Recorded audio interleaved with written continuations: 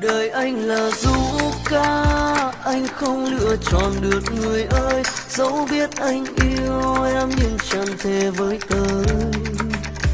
Rồi đêm từng đêm trôi, nỗi nhớ dần tràn trong anh, nhưng anh không thể nói tiếng yêu em.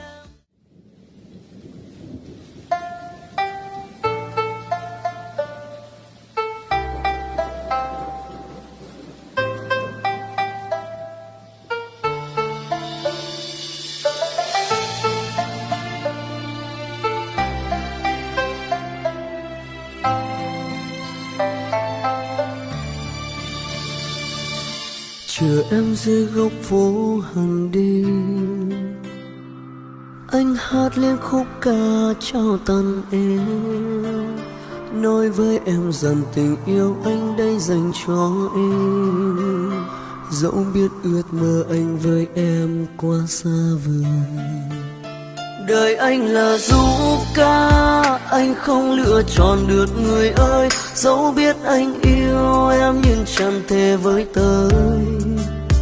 Rồi đêm từng đêm trôi, nỗi nhớ dần tràn trong anh, nhưng anh không thể nói tiếng yêu em. Từng ngày cứ thế anh vẫn lần thầm nhìn em giữa dòng đời, rồi nhìn ngược về anh biết anh là ai. Chỉ là một người yêu em, nhưng em cần người chăm lo cho em, mà anh không thể làm được điều ấy.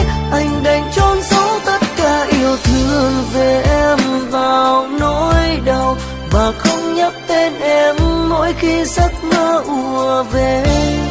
Nhưng điều đó thật khó, nên anh phải đứng từ xa nhìn em giữa dòng đời ta là mất nhau.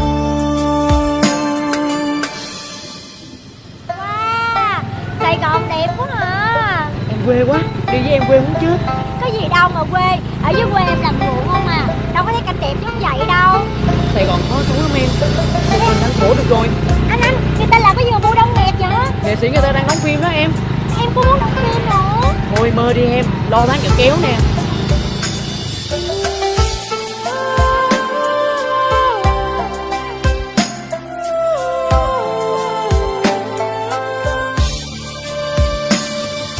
Người ơi em có hiểu lòng anh nhớ lắm những lúc em vội nhìn anh. Cứ thế từng ngày tình yêu anh không thể nói hết. Em không thể nào biết đâu, cũng bởi vì đời anh là du ca, anh không lựa chọn được người ơi. Dẫu biết anh yêu em nhưng chẳng thể với tới. Rồi đêm từng đêm trôi, nỗi nhớ dần tràn trong anh, nhưng anh không thể nói tiếng yêu em. Từng ngày cứ thế anh vẫn lần thầm nhìn em giữa dòng đời, rồi nhìn ngược về anh biết anh là ai.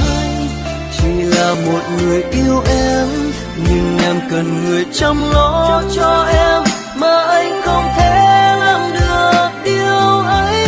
Anh đành chôn giấu tất cả yêu thương về em vào nỗi đau, và không nhắc tên em mỗi khi giấc mơ ùa về.